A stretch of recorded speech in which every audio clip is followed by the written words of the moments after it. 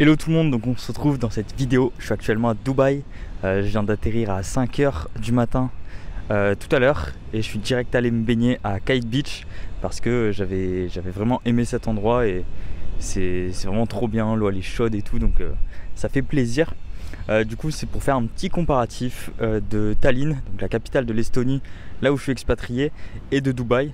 Donc on pourrait dire sur plein de sujets, mais là je vais vraiment me focus sur la ville en elle-même.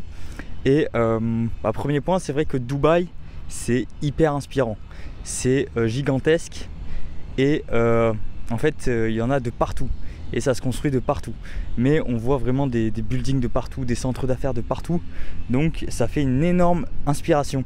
C'est vraiment ce mot là que je retiens. Après si on compare à du coup Tallinn, il va y avoir des petits centres un petit peu partout, mais l'avantage c'est qu'on peut vraiment tout faire à pied. Et quand je dis à pied, c'est aller en trottinette électrique, on fait le tour de Tallinn en 30 minutes. J'abuse un peu, mais on peut vraiment aller partout où on veut.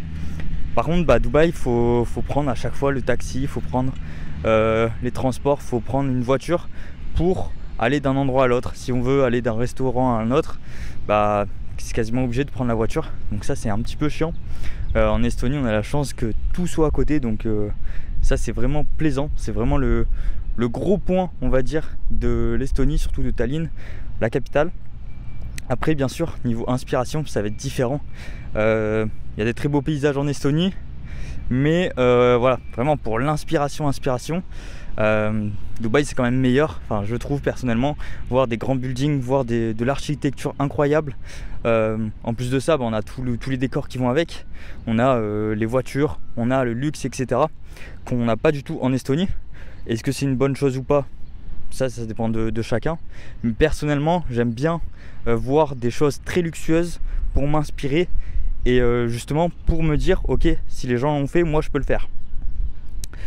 Également un point qui est intéressant de comparer, c'est les mentalités.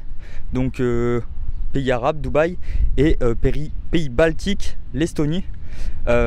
C'est clairement deux mentalités complètement opposées.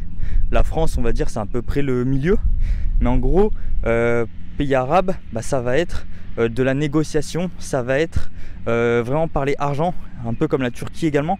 Donc c'est tout le temps de se dire, ok, faut que je négocie, ok, la personne veut m'arnaquer ici. Il y a eu tellement d'histoires à Dubaï par rapport à des voitures.